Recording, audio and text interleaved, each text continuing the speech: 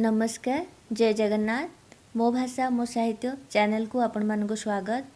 आज आम +2 second year MIL रो प्रथम कविता जहाँकि राजनाथ राय द्वारा रचित बड़पणर संक्षिप्तमूलक प्रश्न उत्तर आलोचना करिबा।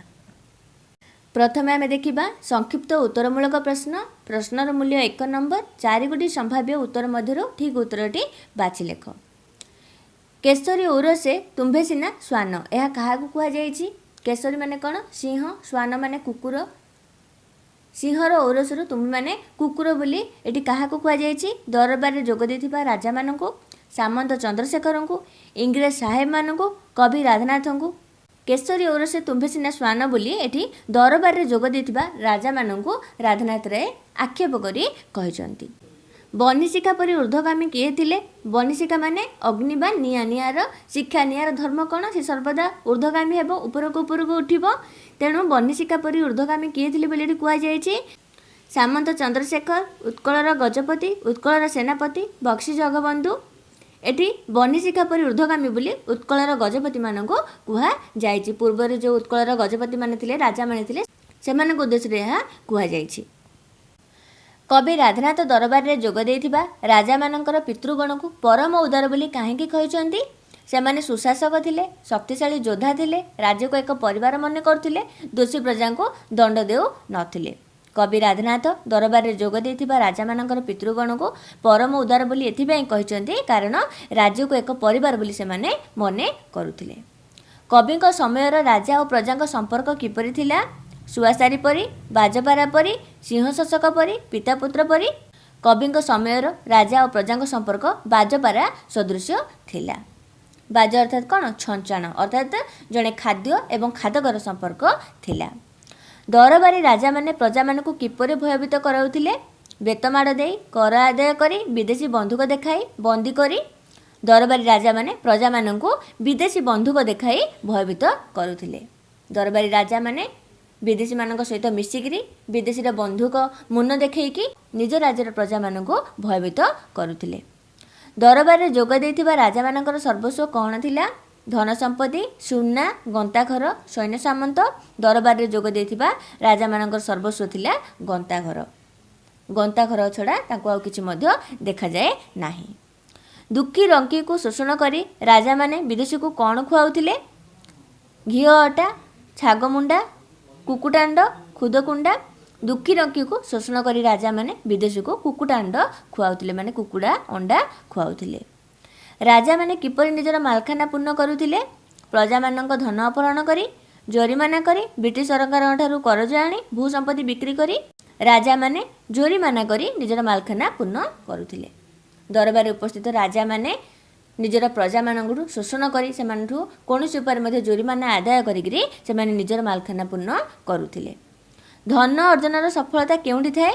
खाई पी आराम करिबारे, विलास बेसनरे व्यय करिबारे, सुव्ययरे, अन्य को दान करिबारे। धर्म अर्जनर सफलता सुव्ययरे थाए बोली राधानाथ तांकर बड़पण कवितारे प्रकाश करिसंती। विश्वविजयी अलेक्जेंडर समुद्र कूल पहुँची काहींकी कांदी पकाइथिले? युद्ध करी क्लांत हो जिबारु, जय करबाको आ राज्य नथिबारु, पुरुष सहित हारी जिबारु, रोगग्रस्त हो जिबारु। विश्वविजयी अलेक्जेंडर समुद्र कूल पहुँची जय करबाको आ किछि राज्य नथिबारु भाबी भाबी से कांदी पकाइथिले। आसीथिली फेरीगली शून्य हस्ते, उक्तिटी काहार? उत्कलर गजपति, विश्वविजयी अलेक्जेंडर, सामंत चंद्रशेखर जड़े साधारण प्रजार। आसीथिली फेरीगली शून्य हस्ते, यही उक्तिटी होछि विश्वविजयी अलेक्जेंडरଙ୍କର। से ही कही मु जिमिति खाली हाथ आसी मु सेमिति खाली हाथ ही फेरी जीवी। भंगा माठियारू पानी बोही जावा परी मनुष्य जीवन कौन सरी जाए? बल, आयु, धन, यौवन। भंगा माठियारू पानी बोही जावा परी मनुष्य जीवन आयुष मध्य सरी सरी जाए थाए। मृत्यु बहु दूर रे अछि बोली मन करी जे हसुथाए तार किपरि गति घटे? हसी हसी मृत्यु ता पछरे आसी बसी जाए, ता जीवन दीर्घस्थायी हो जाए, मृत्यु भय लोप पाई जाए, आनंद रे रहे। मृत्यु बहु दूर रे अछि बोली मन करी जे हसुथाए तार हसी हसी मृत्यु ता पछरे आसी बसी जाई थाए। आयु बढ़ी गले जीवनर मायार प्रभाव किपरि हुए बोली कवि कहचंती? छाया परी बढ़ी जाए, व्यक्ति निर्लिप्त हो जाए, मायार आकर्षण रहे ना, माया कमी जाए, आयु बढ़ीगले जीवनर मायार प्रभाव मध्य छाया परी बढ़ी जाए बोली कवि कहिसंती। विधाता धर्मरूपक पोत गढ़ी कहीं संसार बारिधि को अतिक्रम करने, धर्महीन व्यक्ति को धर्म संपर्क में सचेतन करने, धर्मर प्रचार करने, राज्य शासन करने विधाता धर्मरूपक पोत गढ़ी कारण संसार बारिधि को अतिक्रम करने। बारिधि अर्थात कौन? समुद्र, संसार रूपक समुद्र को पार करने विधाता धर्मरूपक पोत गढ़ी। एबे देखिबा संक्षिप्त उत्तरमूलक प्रश्न। गोटे वाक्य उत्तर लेख। प्रश्नर मूल्य 1 नंबर। बड़पण कवितार कवि किए? बड़पण कवितार कवि होउचंती राधानाथ राय। बड़पण कविता राधानाथଙ୍କ केउं काव्यରୁ ଆସିଅଛି? बड़पण कविता राधानाथଙ୍କ दरबार काव्यରୁ ଆସିଅଛି। दरबार जोग देइथिबा राजा और जमीदार माने कौन बिकी भांगी खाउथिले? दरबार जोग देइथिबा राजा और जमीदार माने पूर्वपुरुषर विशाल प्रतिष्ठा को बिकी भांगी खाउथिले। दरबार जो राजा और जमीदार माने जोग देइथिले सेमाने निज पूर्वपुरुष मानकर धन संपत्ति अर्थात विशाल प्रतिष्ठा को बिकी भांगी खाउथिले। किए बनिशिखा परी सदा ऊर्ध्वगामी थिले? उत्कलर राजा बा गजपति माने बनिशिखा परी सदा ऊर्ध्वगामी थिले। दरबार जो उपस्थित थिले राजा और जमीदार माने सेमानकर पूर्वपुरुष सदा सर्वदा बनिशिखा परी ऊर्ध्वगामी थिले। बनिशिखार धर्म कौन? बनिशिखार धर्म होची सदा ऊर्ध्वगामी हेबा, सर्वदा उपरकू उपरकू उठिबा। जलधारार धर्म कौन? जलधारार धर्म सर्वदा अधोगति बा निम्नकू गति करिबा अर्थात तळकू तळकू जिबा। जलधारा परी हेलो अधोगति काहा उद्देश्य कहा जायछि? जलधारा परी हेलो अधोगति यह दरबार उपस्थित होतिबा राजा और जमीदार मानक उद्देश्य कहा जायछि। सेमानंकर पूर्वपुरुष माने थिले बनिशिखा परी ऊर्ध्वगामी किंतु सेमानंकर ओरसुरा माने जन्म होई मध्ये माने थिले जलधारा परी निम्नगामी। पूर्व राजा मानकर वंशधर होई आजिर राजा और जमीदार मानकर किपरि अवस्था होईछि? पूर्व राजा मानकर वंशधर होई आजिर राजा और जमीदार मानकर अवस्था जलधारा परी अधोगति होईछि। दरबार रे जोग देइथिबा राजांकर पितृगण किपरि थिले? दरबार रे जोग देइथिबा राजांकर पितृगण बनिशिखा परी ऊर्ध्वगामी थिले एवं उदार मध्य थिले। से निजर राज्य को और निजर प्रजा मानक परिवार सदृश देखुथिले। केउ माने राज्य को निज परिवार परी मने करुथिले? कविंग समय जोग देइथिबा राजा मानकर पितृगण राज्य को निज परिवार बोली मने करुथिले। एबे राजा और प्रजा संपर्क किपरि बोली कहा जायछि? एबे राजा और प्रजा संपर्क बाजापारार संपर्क बोली कहा जायछि अर्थात खाद्य खादकर संपर्क बोली कहा जायछि। राजभोगर अभिलाष प्रजा ठारू कौन काढ़ी नेला? राजभोगर अभिलाष प्रजा ठारू तांकर समाजित ग्रास काढ़ी नेला। देशीय राजा माने केउ नीति अवलंबन करुथिले? देशीय राजा माने सर्वशोषी विदेशी नीति अवलंबन करुथिले अर्थात सब किछि शोषण करी नेई जाउथिले। प्रजा चित्त को पूर्व राजा माने किपरि बांधिथिले? प्रजा चित्त को पूर्व राजा माने बाछुली स्नेह बांधिथिले। सेमाने निज प्रजा मानक पुत्र तुल्य पालन करुथिले। किए विदेशी संगीन प्रजा मानक भयभीत करुथिला? से समय राजा जो माने दरबार रे उपस्थित थिले सेमाने विदेशी संगीन प्रजा मानक भयभीत करुथिले। आजिर राजा मानकर सर्वस्व कौन? आजिर राजा मानकर सर्वस्व होउची गंताघर, प्रासाद, गाभी, अश्व और हस्ती। आजिर राजधर्म किपरि बोली कहा जायछि? आजिर राजधर्म होउची कोनोसी प्रकार प्रजा मानक धन को बोही आनिबा। कवि केउ मानक कानुकुआ बोली कहिसंती? कवि मंत्री मानक कानुकुआ बोली कहिसंती। दुखी रंकी को तंडी राजागण विदेशी को कौन खुआउथिले? दुखी रंकी को तंडी अर्थात ठकी राजागण विदेशी मानक कुकुड़ा अंडा खुआउथिले अर्थात कुकुड़ा अंडा खुआउथिले। काष्ठपृष्ठ हुंडा बोली काहाको खुआ जायछि? काष्ठपृष्ठ हुंडा बोली ज्ञानशून्य अस्त्र व्यवसायी मानक खुआ जायछि। प्रजांक मध्य किए पाप वृद्धि को मनासुथिले? प्रजांक मध्य से समय राजा और जमीदार माने पाप वृद्धि को मनासुथिले जो माने दरबार रे उपस्थित थिले राजनाथଙ୍କ सह। राजा माने किपरि निजर मालखाना भरुथिले? राजा माने प्रजा मानक ऊपर जोरिमाना करी सेही धन रे निजर मालखाना को सेमाने पूर्ण करुथिले। केउ चिंता बिना राजा मानकर अन्य चिंता नथिला? धन चिंता बिना राजा मानकर अन्य चिंता किछि मध्ये नथिला। जाग्रत और स्वप्न रे राजा मानक ठारे केउ लालसा जात होतुला? जाग्रत और स्वप्न अर्थात शोइले बा उठिले राजा मानकर धनर लालसा ही जात हेउतुला। धनर साफल्य केउंदिरे थाए? धनर साफल्य धनर सुबेयरे ही थाए। किए धन को जगी बसी थाए? जक्ष भली राजा धन को जगी बसी थाए। राधानाथ काहाकू स्कंदर बोली कहिसंती? राधानाथ ग्रीक वीर आलेक्जेंडर को स्कंदर बोली कहिसंती। ସ୍କନ୍ଦର କାହିଁକି କାନ୍ଦୁଥିଲେ? ଜିଣିବାକୁ ଆଉ ଧରାଖଣ୍ଡ ନଥିବାରୁ ସ୍କନ୍ଦର କାନ୍ଦୁଥିଲେ। ଆସିଥିଲି ଫେରିଗଲି ଶୂନ୍ୟ ହସ୍ତେ କିଏ କହିଛନ୍ତି?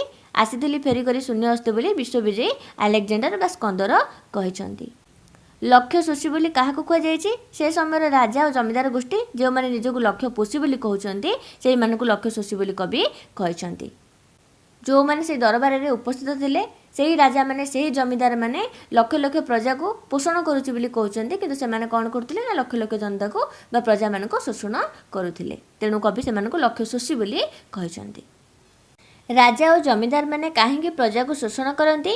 ରାଜା ଓ ଜମିଦାରମାନେ ଗଣିକା, ଓକିଲ, ଛାମୁଆ ପୋଷଣ କରିବା ଲାଗି ପ୍ରଜାମାନଙ୍କୁ ଶୋଷଣ କରନ୍ତି। ପାପ ବିତ୍ତ କିପରି ଅର୍ଜିତ ହୁଏ? ପ୍ରଜାଙ୍କର ରକ୍ତ, ସ୍ୱେଦ ଓ ଲୋତକରେ ଅର୍ଜିତ ଧନରାଶିକୁ ଲୁଣ୍ଠନ ଦ୍ୱାରା ପାପ ବିତ୍ତ ଅର୍ଜିତ ହୋଇଥାଏ। ଭଙ୍ଗା ମାଠିଆରୁ ପାଣି ବୋହିଗଲା ପରେ କ'ଣ ପ୍ରତିକ୍ଷଣରେ ବୋହି ଯାଉଅଛି? ଭଙ୍ଗା ମାଠିଆରୁ ପାଣି ବୋହିଗଲା ପରେ ଶରୀରରୁ ଆୟୁ ପ୍ରତିକ୍ଷଣ ବୋହି ଯାଉଅଛି, ଅର୍ଥାତ୍ ସରି ସରି ଯାଉଅଛି। କାଳ କିପରି?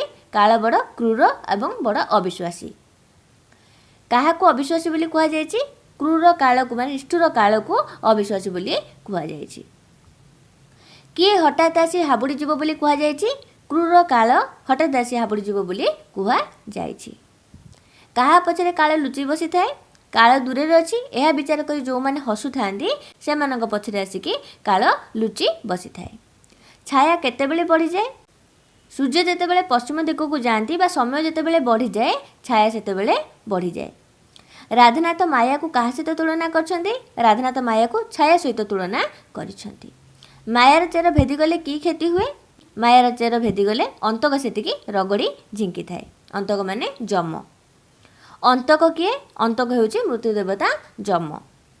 ବେଳ ଥାଉ ଥାଉ କ'ଣ ଅର୍ଜନ କରିବାକୁ କବି ପରାମର୍ଶ ଦେଇଛନ୍ତି? ବେଳ ଥାଉ ଥାଉ ଧର୍ମ ଅର୍ଜନ କରିବା ପାଇଁ କବି ପରାମର୍ଶ ଦେଇଛନ୍ତି। ସଂସାରରେ ଜନ୍ମଫଳରୁ କ'ଣ ମିଳେ? ସଂସାରରେ ଜନ୍ମଫଳରୁ ବଡ଼ପଣ ମିଳେ। ବଡ଼ପଣ କିପରି ଚିରସ୍ଥାୟୀ ହୁଏ? ବଡ଼ପଣ ଧର୍ମ ଫଳରୁ ଚିରସ୍ଥାୟୀ ହୁଏ। ବିଧାତା କି ପୋତ ଗଢ଼ିଛନ୍ତି? ବିଧାତା ଧର୍ମର ପୋତ ଗଢ଼ିଛନ୍ତି ସଂସାର ବାରିଦିକୁ ପାର କରିବା ପାଇଁ। ଭଗବାନ କାହିଁକି ଧର୍ମର ପୋତ ଗଢ଼ିଛନ୍ତି? ଭଗବାନ ସଂସାର ବାରିଦିକୁ ତରିବା ପାଇଁ ଧର୍ମର ପୋତ ଗଢ଼ିଛନ୍ତି। ସଂସାରକୁ କବି କାହା ସହିତ ତୁଳନା କରିଛନ୍ତି? ସଂସାରକୁ କବି ବାରିଧି ବା ସମୁଦ୍ର ସହିତ ତୁଳନା କରିଛନ୍ତି। ସଂସାରରେ ମହତପଣିଆ କ'ଣ? ସଂସାରରେ ମହତପଣିଆ ହେଉଛି ଧର୍ମ। ଧର୍ମ ଏକା ସିନା ମହତପଣିଆ, ଆଉ ବାକି ସବୁ ଅଢ଼େଇ ଦିନିଆ, କବି କହିଛନ୍ତି ବଡ଼ପଣ କବିତାଟିରେ। ସଂସାରର ସବୁ ବଡ଼ପଣକୁ କବି କ'ଣ ବୋଲି କହିଛନ୍ତି? ସଂସାରର ସବୁ ବଡ଼ପଣକୁ କବି ଅଢ଼େଇ ଦିନିଆ ବୋଲି କହିଛନ୍ତି। ଖାଲି ଧର୍ମ ହିଁ ହେଉଛି ମହତପଣିଆ। ଦୁଇ ଲୋକ ସାଧନୀ ବୋଲି କବି କାହାକୁ କହିଛନ୍ତି? ଧର୍ମ ରୂପକ ବଡ଼ପଣକୁ କବି ଦୁଇ ଲୋକ ସାଧନୀ ବୋଲି କହିଛନ୍ତି। ଦୁଇ ଲୋକ ସାଧନୀ ମାନେ ସ୍ୱର୍ଗୀୟ ଆଉ ମର୍ତ୍ତ୍ୟ ଦୁଇ ଲୋକର ଯେ ହିତ ସାଧନା କରେ। କେଉଁ ବଡ଼ପଣରେ ମତି ବଳେଇବାକୁ କବି ପରାମର୍ଶ ଦେଇଛନ୍ତି? ଯେଉଁ ବଡ଼ପଣ ଦୁଇ ଲୋକର ହିତ ସାଧନା କରେ ଏବଂ ଯାହା ପାଖକୁ କାଳ ପ୍ରବେଶ କରିପାରେ ନାହିଁ ସେହି ବଡ଼ପଣରେ ମନ ବଳାଇବା ପାଇଁ କବି ପରାମର୍ଶ ଦେଇଛନ୍ତି। କେଉଁଥିରେ ମନ ବାହୁଡ଼େଇ ନେବା ପାଇଁ କବି ରାଜାମାନଙ୍କୁ ପରାମର୍ଶ ଦେଇଛନ୍ତି? ମୂଲ୍ୟହୀନ ବଡ଼ପଣ ଲାଳସାରୁ ମନ ବାହୁଡ଼େଇ ନେବା ପାଇଁ କବି ରାଜାମାନଙ୍କୁ ପରାମର୍ଶ ଦେଇଛନ୍ତି। ନିଜେ ଉଚ୍ଚ ହୋଇ କ'ଣ ଲାଭ କରିବା ପାଇଁ କବି ରାଜାମାନଙ୍କୁ ପରାମର୍ଶ ଦେଇଛନ୍ତି? ନିଜେ ଉଚ୍ଚ ହୋଇ ଉଚ୍ଚତର ଗତି ଅର୍ଥାତ୍ ବଡ଼ପଣ ଲାଭ କରିବା ପାଇଁ କବି ରାଜାମାନଙ୍କୁ ପରାମର୍ଶ ଦେଇଛନ୍ତି। ଏବେ ଦେଖିବା ସଂକ୍ଷିପ୍ତ ଉତ୍ତରମୂଳକ ପ୍ରଶ୍ନ। ପ୍ରଶ୍ନର ମୂଲ୍ୟ 2 ନମ୍ବର। 2ଟି ବାକ୍ୟରେ ଉତ୍ତର ଲେଖ। ଲେଖା ଓ ଲେଖକଙ୍କ ସୂଚନା ପାଇଁ 1 ନମ୍ବର ଓ ଠିକ୍ ଉତ୍ତର ପାଇଁ 1 ନମ୍ବର ରହିବ। ମୁଁ ଆଗରୁ କହିଛି 2 ମାର୍କ ବା 3 ମାର୍କର କିଛି ପ୍ରଶ୍ନ ଆସିଲେ ସେଠି ଆମର ପ୍ରଥମେ ଲେଖା ଏବଂ ଲେଖକଙ୍କ ସୂଚନା ଦେବା ନିହାତି ଦରକାର, ନହେଲେ ଆମର 1 ମାର୍କ କଟିଯିବ। ତେବେ ଆରମ୍ଭ କରିବା। କବି ରାଧାନାଥ କେଉଁମାନଙ୍କୁ କେଶରୀ ଔରସେ ଶ୍ୱାନ ବୋଲି କହିଛନ୍ତି? କବିତା ବଡ଼ପଣ, କବି ରାଧାନାଥ ରାୟ। କବି ରାଧାନାଥ ସେ ସମୟର ରାଜା ଓ ଜମିଦାରମାନଙ୍କୁ ଯେଉଁମାନେ ସେହି ଦରବାରରେ ଉପସ୍ଥିତ ଥିଲେ ସେମାନଙ୍କୁ ବ୍ୟଙ୍ଗ କରି କେଶରୀ ଔରସେ ଶ୍ୱାନ ବୋଲି କହିଛନ୍ତି, ଅର୍ଥାତ୍ ସିଂହ ଔରସର ତୁମ୍ଭେମାନେ କୁକୁର ବୋଲି ଆକ୍ଷେପ କରିକି କହିଛନ୍ତି। ପୂର୍ବପୁରୁଷର ବିଶାଳ ପ୍ରତିଷ୍ଠାକୁ କବିଙ୍କ ସମୟର ରାଜାମାନେ କିପରି ନଷ୍ଟ କରିଥିଲେ? କବିତା ବଡ଼ପଣ, କବି ରାଧାନାଥ ରାୟ। ପୂର୍ବପୁରୁଷର ବିଶାଳ ପ୍ରତିଷ୍ଠାକୁ କବିଙ୍କ ସମୟର ରାଜାମାନେ ନ ବଢ଼ାଇ ବରଂ ତାହାକୁ ବିକି ଭାଙ୍ଗି ଖାଉଥିଲେ। ବହ୍ନିଶିଖା ପରି ସଦା ଊର୍ଦ୍ଧ୍ୱଗାମୀ କାହା ଉଦ୍ଦେଶ୍ୟରେ କୁହାଯାଇଛି? କବିତା ବଡ଼ପଣ, କବି ରାଧାନାଥ ରାୟ। ବହ୍ନିଶିଖା ପରି ସଦା ଊର୍ଦ୍ଧ୍ୱଗାମୀ ଅତୀତ ଉତ୍କଳର ଯଶସ୍ୱୀ ରାଜାମାନଙ୍କ ଉଦ୍ଦେଶ୍ୟରେ କୁହାଯାଇଛି, ଅର୍ଥାତ୍ ଯେଉଁମାନେ ସେହି ସମୟରେ ଦରବାରରେ ଉପସ୍ଥିତ ଥିଲେ ସେମାନଙ୍କର ପିତୃପୁରୁଷଙ୍କୁ କୁହାଯାଇଛି। ପ୍ରାଚୀନ ଓଡ଼ିଶାର ରାଜାମାନେ କିପରି ଉଦାର ଥିଲେ? कविता बड़पण कवि राधानाथ राय। प्राचीन ओडिशार राजा माने राज्य को निजर परिवार मन करी उदार भाव देखाउथिले, सेमाने उदार थिले। राजा और प्रजा मानक मध्य प्राचीन संपर्क किपरि थिला? कविता बड़पण कवि राधानाथ राय। राजा और प्रजा मानक मध्य प्राचीन संपर्क अत्यंत उत्तम थिला, जहाँकि कवि सुधारा बोली कहते सुनियम परिचालित हेउथिला। काहा काहार संपर्क को बाजपारार संपर्क बोली कहा जायछि? कविता बड़पण कवि राधानाथ राय। कविंक समय राजा और प्रजार संपर्क को बाजपारार संपर्क बोली कहा जायछि। प्रजांक सामाजिक ग्रास किए काढ़ी नेछि? कविता बड़पण कवि राधानाथ राय। भोग अभिलाषी राजा माने प्रजांक मुखर सामाजिक ग्रास काढ़ी नेछन्ति बोली कवि कहिसन्ति। निर्मम विदेशी नीति कौन? कविता बड़पण कवि राधानाथ राय। निर्मम विदेशी नीति होछि प्रजा मानक सबु भाव में शोषण करिबा। देशी राजा माने किपरि विदेशी नीति आपणाइथिले? कविता बड़पण कवि राधानाथ राय। देशी राजा माने सर्वशोषणकारी निर्मम विदेशी नीति आपणाइथिले। राजा माने प्रजा मानक किपरि भयभीत कराउथिले? कविता बड़पण कवि राधानाथ राय। राजा माने प्रजा मानक विदेशी संगीन रे भयभीत कराउथिले, अर्थात विदेशी मानकर बंधुक मुन देखाइकी भयभीत कराउथिले। दरबार कालीन राजांकर राजधर्म किपरि थिला? कविता बड़पण कवि राधानाथ राय। दरबार कालीन राजांकर राजधर्म थिला प्रजा मानक धन को कौनसी प्रकार बोही नेबा। राजा माने विदेशी को किपरि कुकुडांड खुआउथिले? कविता बड़पण कवि राधानाथ राय। राजा माने दुखी रंकी अरक्षित और विधवा स्त्री लोक मानक शोषण करी विदेशी को कुकुडांड खुआउथिले। राजा माने कौन पाई टाकी रहिथिले बोली कहा जायछि? कविता बड़पण कवि राधानाथ राय। राजा माने प्रजा मानक ऊपर जोरिमाना करी सेही धन रे निजर मालखाना पूरण करबा पई टाकी रहिथिले, अर्थात अनेकी रहिथिले। धन अर्जनर प्रकृत सुफल किपरि मिले बोली कवि कहिसन्ति? कविता बड़पण कवि राधानाथ राय। धन अर्जनर प्रकृत सुफल केवल सुबेय मिलता बोली कवि कहिसन्ति। मनुष्यर मृत्यु पर ता अर्जित धनर की परिणति हुए? कविता बड़पण कवि राधानाथ राय। मनुष्यर मृत्यु पर ता अर्जित धन को से सांगरे नहीं करी जाए नहीं, सबकिछि सेमिति पड़ी रही थाए। विश्वविजयी आलेक्जेंडर काहेकि असुशिक्त गंड करथिले? कविता बड़पण कवि राधानाथ राय। विश्वविजयी आलेक्जेंडर जय करने को कौन धराखंड नथिबारु से असुशिक्त गंड करथिले, अर्थात कांदी पकाइथिले। आसीथिले फेरीगली शून्य हस्ते किए केतेबेले कहिथिले? कविता बड़पण कवि राधानाथ राय। विश्वविजयी ग्रीक वीर आलेक्जेंडर एकथा मृत्यु पूर्व निजर सहचर मानू कहिथिले। तांको मृत्यु पर कोकेई शब नेला बेले दुई हस्त दुई पार्श्व को झुलाई रखिथिबाकू से कहिथिले, जेउथिरे जगतवासी जानिबे जे से जेमिति शून्य हस्ते आसिथिले सेमिति शून्य हस्ते फेरी गले। राजा माने प्रजाठारु शोषण करी आणुथिबा वित्त किपरि व्यय करुथिले? वित्त अर्थात धन। कविता बड़पण कवि राधानाथ राय। राजा माने प्रजा मानठारु शोषण करी आणुथिबा वित्त को गणिका वकिल और छामुआ मानक पोषण रे व्यय करुथिले। कवि काहेकि काल को निष्ठुर अविश्वासी बोली कहिसन्ति? कविता बड़पण कवि राधानाथ राय। कवि काल को निष्ठुर और अविश्वासी बोली कहिसन्ति कारण जेकोसी समय काल आसी हाबुड़ी जाई पारे। माया बढ़िले कौन हुए? कविता बड़पण कवि राधानाथ राय। माया रूपक चेर जेते तलकू भेदिबो बा जेते शक्त हेबो, अर्थात आमे जेते पाप करिबा मृत्यु समय आमे सेतिकी कष्ट पाइबा। धर्मपद किए और काहेकि गढ़िछन्ति? धर्मपद को विधाता गढ़िछन्ति कौन पाई ना संसार बारिधि को तरिबा पाई। संसार रूपक बारिधि अर्थात समुद्र को तरिबा पाई धर्म रूपक पद विधाता गढ़िछन्ति। प्रकृत बड़पण कौन? कविता बड़पण कवि राधानाथ राय। प्रकृत बड़पण हेउची जहाँकि काल कबलित करिपारे नाही, से हेउची दुई लोक साधनी, अर्थात दुई लोकर जे हित साधना करिथाय ताको ही प्रकृत बड़पण बोली कुआ जाई थाए। उच्च होई लभ उच्चतर गति किए काहाकू कहिसन्ति? कविता बड़पण कवि राधानाथ राय। कवि से समय राजा मानकू एकथा कहिसन्ति जो माने दरबार रे उपस्थित थिले, कारण राजा माने राजधर्म रे मन देई महत कार्य करी उच्चतर गति लाभ करंतु बोली कवि परामर्श देइछन्ति। एबे देखिबा संक्षिप्त उत्तरमूलक प्रश्न। निम्नलिखित प्रश्नर उत्तर 30 शब्द रे लेख। प्रश्नर मूल्य 3 नंबर। लेखा और लेखक 1 नंबर, उत्तर 2 नंबर रहिबो। लेखा और लेखक सूचना निहाती दरकार। तेबे जिबा प्रश्न को। पूर्व पुरुषों प्रतिष्ठा विषय कवि की सूचना देइछन्ति? कविता बड़पण कवि राधानाथ राय। आयोजित दरबार को आसथिले से समय राजा और जमींदार माने, जो माने कि निज निजर बड़पणिया देखाई होइतिले, निज निज भितर गर्व अहंकार रे बुड़ी रहितिले। ସେଭଳି ଦେଖା ହେଉଥିବା ରାଜାମାନଙ୍କୁ ବ୍ୟଙ୍ଗ କରି କବି ରାଧାନାଥ ରାୟ ସେମାନଙ୍କ ପୂର୍ବପୁରୁଷଙ୍କର ପ୍ରତିଷ୍ଠା ବିଷୟରେ ସୂଚନା ଦେଇଛନ୍ତି।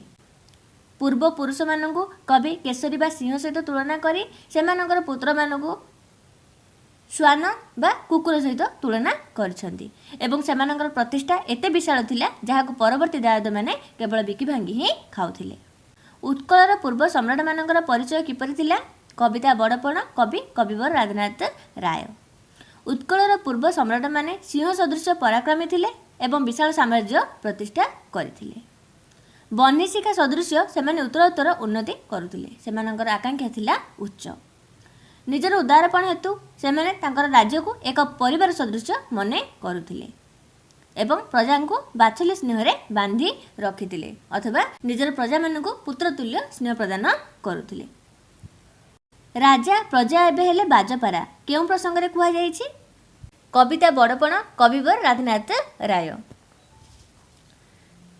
ସେହି ସମୟରେ ଯେଉଁ ଦରବାରରେ ରାଜା ଏବଂ ଜମିଦାରମାନେ ଉପସ୍ଥିତ ଥିଲେ ସେମାନଙ୍କୁ ବ୍ୟଙ୍ଗ କରି କବି କହୁଛନ୍ତି ଯେଉଁ ପ୍ରାଚୀନ କାଳରେ ସୁଧାରା ବା ସୁନିୟମ ଥିଲା ଏବେ ତାହା ଆଉ ନାହିଁ।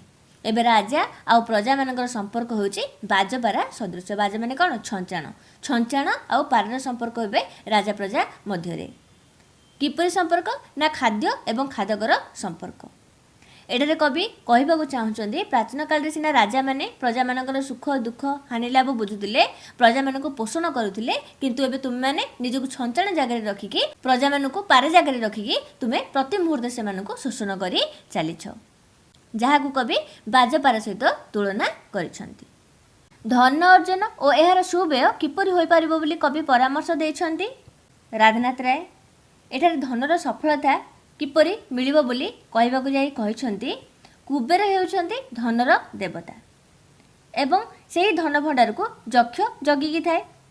ତେଣୁ ସେହି ସମୟର ଧନଲାଳସୀ ରାଜାମାନଙ୍କୁ କବି ବ୍ୟଙ୍ଗ କରି କହିଛନ୍ତି କେବଳ ଧନ ଅର୍ଜନ କଲେ କିଛି ଲାଭ ନାହିଁ କି ଯକ୍ଷ ପରି ତାକୁ ଜଗିକିରି ବସିଲେ ମଧ୍ୟ କିଛି ମଧ୍ୟ ଲାଭ ନାହିଁ।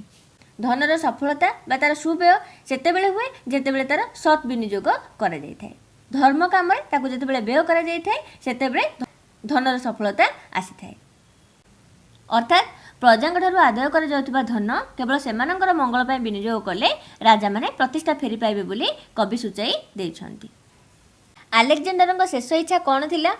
କବିତା ବଡ଼ପଣ କବି କବିବର ରାଧାନାଥ ରାୟ। ଏଠି ଆଲେକଜାଣ୍ଡରକୁ ସ୍କନ୍ଦର ବୋଲି କୁହାଯାଇଛି। ସ୍କନ୍ଦର କହିଲେ ଆମେ ଗ୍ରୀକର ଆଲେକଜାଣ୍ଡରକୁ ହିଁ ବୁଝିବା। ସେ ସାରା ବିଶ୍ୱ ଜୟ କରିଦେଇଥିଲେ, ଆଉ କିଛି ମଧ୍ୟ ଭୂଖଣ୍ଡ ନଥିଲା ଜୟ କରିବା ପାଇଁ। ଏହା ଭାବିକି ସେ ଅଶ୍ରୁ ଝରାଇ ତାଙ୍କର ଗଣ୍ଡଦ୍ୱୟ ଅର୍ଥାତ୍ ଗାଲଦ୍ୱୟକୁ ଅଶ୍ରୁସିକ୍ତ କରାଇ ଦେଇଥିଲେ। କବି କହିଛନ୍ତି ଯେତେବେଳେ ତାଙ୍କର ମୃତ୍ୟୁ ସମୟ ଆସିଥିଲା ସେ କହିଥିଲେ ଯେତେବେଳେ ମୋର ପିଣ୍ଡରୁ ପ୍ରାଣ ଛାଡ଼ିଯିବ, ଯେତେବେଳେ ମୋତେ କୋକେଇରେ ଲଦିକି ନେଇଯିବ, ମୋର ଦୁଇ ହାତ ଦୁଇ ପାର୍ଶ୍ୱରେ ସେହି କୋକେଇରେ ଝୁଲାଇ ଦେଇଥିବ, ଯାହା ଦେଖିକି ଜଗତର ସମସ୍ତେ ଜାଣିବେ ଯେମିତି ଖାଲି ହାତରେ ଆସିଥିଲି ମୁଁ ସେମିତି ଖାଲି ହାତରେ ହିଁ ଚାଲି ଯାଉଛି, କିଛି ମଧ୍ୟ ନେଇକି ଯାଉନାହିଁ। ଘୃଷ୍ଟି ମୁଖେ ଢାଳି ଯଜ୍ଞକୁଣ୍ଡ ଘୃତ କେଉଁ ପ୍ରସଙ୍ଗରେ କୁହାଯାଇଛି ବୁଝାଇ ଦିଅ? କବିତା ବଡ଼ପଣ କବି କବିବର ରାଧାନାଥ ରାୟ। କବି ସେ ସମୟର ରାଜା ଯେଉଁମାନେ କି ଦରବାରରେ ନିଜର ବଡ଼ପଣ ଦେଖାଇ ହେଉଛନ୍ତି ସେମାନଙ୍କୁ ବ୍ୟଙ୍ଗ କରି ଏଭଳି କହିଛନ୍ତି ପ୍ରଜାକୁ ଶୋଷଣ କରି ରାଜାମାନେ ଯେଉଁ ଧନ ଲୁଣ୍ଠି ନେଉଛନ୍ତି ତାହାକୁ ସେମାନେ ଗଣିକା ଓକିଲ ଛାମୁଆଙ୍କ ପୋଷଣ ପାଇଁ ବ୍ୟୟ କରୁଥିଲେ। ପାପ ଅର୍ଜିତ ଧନକୁ ପ୍ରାୟଶ୍ଚିତରେ ବ୍ୟୟ ନ କରି ଏଭଳି ବ୍ୟୟ କରିବା ଦ୍ୱାରା ସେମାନେ ଅଧିକ ପାପ ଅର୍ଜନ କରୁଥିଲେ। ଯଜ୍ଞରେ ବ୍ୟବହୃତ କରାଯିବା ଘୃତକୁ ଘୁଷୁରୀ ମୁଖରେ ଢାଳିବା ସଦୃଶ୍ୟ ବୋଲି କବି ଏହାକୁ ଆକ୍ଷେପ କରି କହିଛନ୍ତି। ରାଜା ଓ ଜମିଦାରଙ୍କ ଅର୍ଥ କିପରି ଅପବ୍ୟୟିତ ହେଉଥିଲା ବୋଲି କବି ଉଲ୍ଲେଖ କରିଛନ୍ତି। କବିତା ବଡ଼ପଣ କବି ରାଧାନାଥ ରାୟ। ଦରବାରରେ ନିଜର ବଡ଼ପଣ ଦେଖାଇ ହେଉଥିବା ରାଜା ଓ ଜମିଦାରମାନଙ୍କୁ କବି ସଚେତନ କରାଇବା ସଙ୍ଗେ ସଙ୍ଗେ ବ୍ୟଙ୍ଗାତ୍ମକ ଭାବ ପ୍ରକାଶ କରିଛନ୍ତି। ସେ ସମୟର ରାଜା ଓ ଜମିଦାରମାନେ ପ୍ରଜାଙ୍କ ଧନକୁ ବହୁ ଭାବରେ ଶୋଷଣ କରି ତାହାକୁ ଗଣିକା ଓକିଲ ଓ ଛାମୁଆଙ୍କ ପୋଷଣରେ ଅପବ୍ୟୟିତ କରୁଥିଲେ ବୋଲି କବି କହିଛନ୍ତି। ମଣିଷ ଜୀବନରେ କାଳର ମହତ୍ତ୍ୱକୁ କବି କିପରି ବର୍ଣ୍ଣନା କରିଛନ୍ତି? କବିତା ବଡ଼ପଣ କବି କବିବର ରାଧାନାଥ ରାୟ। ମଣିଷ ଜୀବନରେ କାଳର ଅପ୍ରତିହିତ ଉପସ୍ଥିତିକୁ କବି ସୁନ୍ଦର ଭାବରେ ପ୍ରକାଶ କରିଛନ୍ତି। କାଳ ହେଉଛି ବଡ଼ କ୍ରୂର ଏବଂ ଅବିଶ୍ୱାସୀ। ସେ ଯେକୌଣସି ସମୟରେ ମଣିଷ ନିକଟରେ ପହଞ୍ଚି ଯାଇପାରେ। ପୁନଃ ଯେଉଁମାନେ କାଳ ଦୂରରେ ରହିଛି ବୋଲି ହସୁଥାନ୍ତି କାଳ ସେମାନଙ୍କ ପଛରେ ହିଁ ହସିକରି ଲୁଚି ବସିଥାଏ। କାଳ मनुष्य पाखे केतेबेले आसी पहुँची जाए कहीं मध्य जानी न थाए। से ठीक समय देखिकी जागो नेबा कथा नहीं जाई थाए। केउं दुखरु निस्तार लाभ करबा पई हुशियार होई रहिबाकू कवि परामर्श देइछंती। कविता बड़पण कवि कविवर राधानाथ राय। कवि दार्शनिक भावे मनुष्यर मोह मायाग्रस्त जीवनरू दूरे रहिबाकू परामर्श देई एहा कहिछंती, मनुष्यर मायाबंधन जेतिकी बढ़िथाए मृत्यु ताहाकू सेतिकी कष्ट देइथाए। जीवन और मृत्युर कठिन झिंकाझिंकी रूपक दुखरु निस्तार लाभ पई कवि सचेतन कराइछंती। जन्म अनुरूपरे पाइथिबा बड़पण सुफल हेब किपरि। कविता बड़पण कवि राधानाथ राय। कवि से समय राजा और जमीदार मानकू धर्म संपर्क सचेतन कराइछंती। सेमाने जो बड़पण देखाउछंती ताहा केवल जन्म अनुसार प्राप्त होइछंती, मात्र जन्म अनुसार धर्म करबाकू पड़िबो बोली कवि कहिछंती। कारण धर्म अर्जन कले धर्मर फलस्वरूप बड़पण स्थायी होई रहिबो एवं सुफल मिलिबो बोली कवि कहिछंती। उच्चतर गति किपरि लाभ करा जाए बोली कवि कहिछंती। कविता बड़पण कवि राधानाथ राय। दरबार रे उपस्थित थिबा राजा और जमीदार मानक बड़पण को कवि आक्षेप करिछंती। कारण राजा और जमीदार माने प्रजा मानक सुख दुख को कौनसी समय विचार न करी निजर स्वार्थ को देखिछंती। प्रकृत राजधर्म पालन करबाक सेमाने इच्छा करी नाहंती। कवि सेमानकु निजर कर्तव्य विषय सचेतन होई राजधर्म पालन करबाकू कहिछंती, जद्वारा सेमाने उच्चतर गति लाभ करि पारिबे। बड़पण निदा कहिबार यथार्थता कौन विचार कर। कविता बड़पण कवि कविवर राधानाथ राय। प्रकृत बड़पण धर्म कार्य साधना द्वारा अर्जित पुण्यरू मिलता है, जहाँ मनुष्य को यशस्वी और महियान करता है। से बड़पण को क्रूर काल ग्रास करिपारे नाही। प्रकृत बड़पण ताकू ही कहबा जे मरीगला परे मध्य तार बड़पणर सौरभरे अर्थात बास्नारे चतुर्दिग महकी जाउथिबो। अर्थात से मरीगला परे मध्य समस्ते ताकू मन पकाउथिबे, ताकू प्रशंसारे पोति देउथिबे। तार महत्व पणिया पई से मरी मध्य अमर होई रहिथिबो। ताकू ही आमे प्रकृत बड़पण बोली कहबा। जो बड़पण दुई लोक साधनी अर्थात स्वर्ग लोक आ मर्त्य लोकर बा इह लोक बा पर लोकर हित साधना करे, से ही प्रकृत बड़पण। एतिकी थिला आमर राधानाथ रायଙ୍କ द्वारा लिखित कविता बड़पणर संक्षिप्त उत्तरमूलक प्रश्नोत्तर आलोचना। परवर्ती आलोचना रे आमे तपस्विनी पत्रर प्रश्नोत्तर आलोचना करिनेबा। रहुछि धन्यवाद।